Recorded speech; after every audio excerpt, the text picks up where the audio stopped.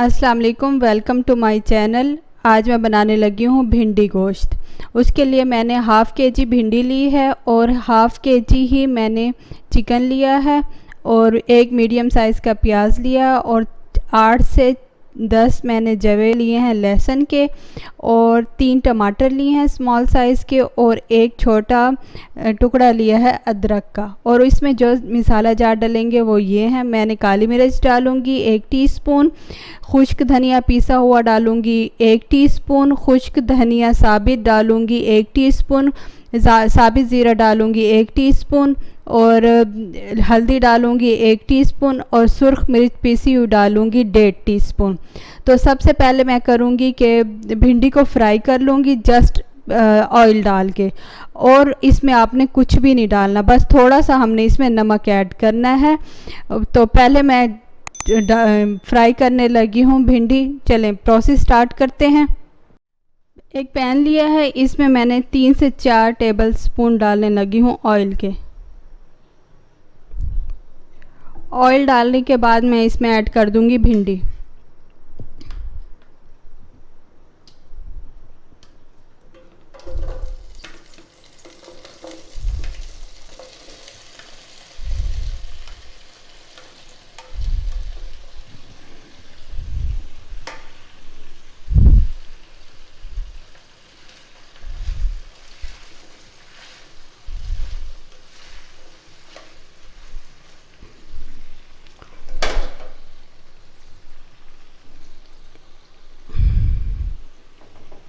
और इसमें डाल देंगे 1 टीस्पून डालेंगे नमक का,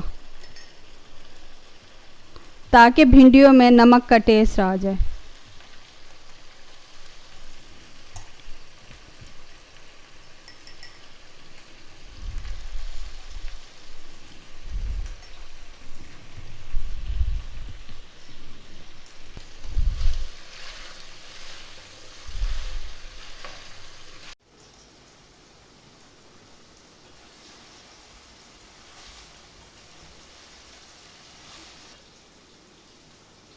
भिंडियों को आपने इतना फ्राई करना है, बिल्कुल ब्लैक नहीं करना, बस इतना हो कि कलर ग्रीन ग्रीन नज़र आए।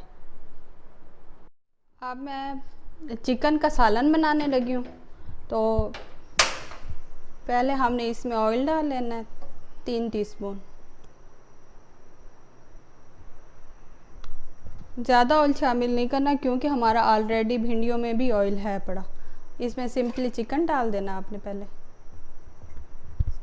चिकन को हमने थोड़ा फ्राई करना है कि इसका कलर चेंज हो जाए। फिर हमने इसमें अदरक लहसुन और मैंने प्याज का पेस्ट बना लिया, तो वो इसमें ऐड कर दूंगी मैं। आंच आपने बिल्कुल मीडियम साइज़ पे रखनी है।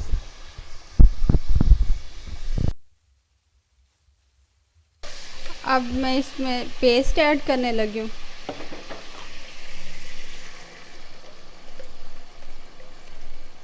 मैंने प्याज लहसुन और अदरक को ग्राइंड कर दिया।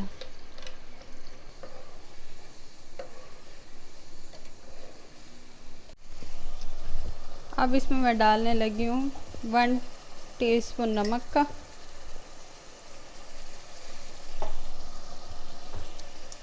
और 1 टीस्पून ज़ीरा। अब इसे अच्छे से हमने भून लेना है।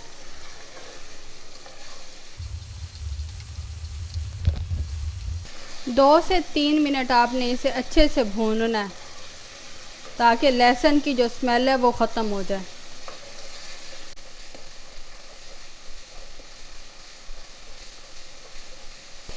अब मैंने इसे अच्छे से भून लिया। अब मैं इसमें टमाटर डालूँगी। टमाटर को मैंने चॉप कर लिया था, अब मैं इसमें ऐड करने लगी हूँ। और साथ ही दूसरे मसाला जात भी ऐड कर दूँगी। ये 1 टीस्पून भर के खुश्क धनिया पीसा हुआ, 1 टीस्पून रेड चिली पाउडर पीसी हुई, ये 1.5 टीस्पून मैंने ऐड किया था और मैंने शुरू में बताया भी था।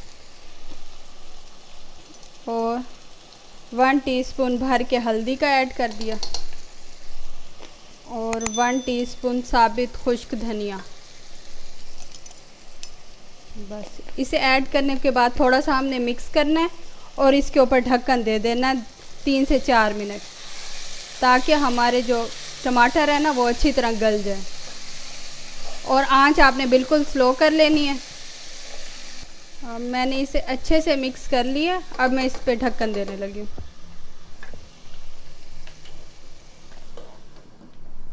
4 मिनट हो गए हैं।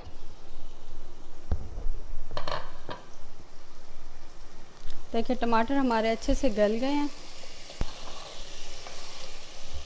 अब हमने इसे 5 मिनट अच्छे से भून लेना है, ताकि हमारा गोश्त भी गल जाए। सालन को जितना ज़्यादा हम भूनते हैं सालन उतना ज़्यादा मज़े का बनता है, टेस्ट होता है उसमें।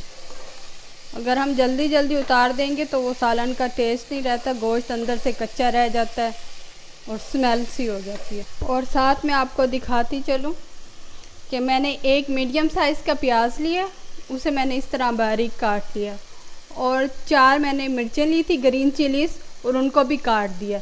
ये मैं तब डालूँगी जब मैं भिंडी इसमें डाल दूँगी, और भिंडी डालने के बाद ये मैं डालूँगी।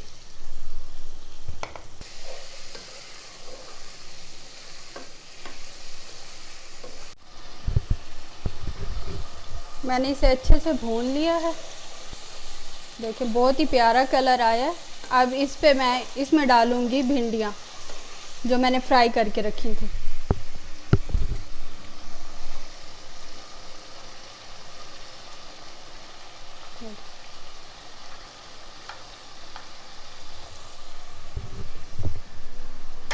भिंडियाँ डालने के बाद 2 मिनट दोबारा से इसे भूनूंगी, ताकि जायका हमारा आ जाए सालन में भिंडियों का। आंच आपने स्लो ही रखनी है, अगर तेज़ रखेंगे तो सालन जल जाएगा। अब मैं इसमें डालने लगी हूँ प्याज और ग्रीन चिलीज़। अब इसे अच्छे से मिक्स कर देना।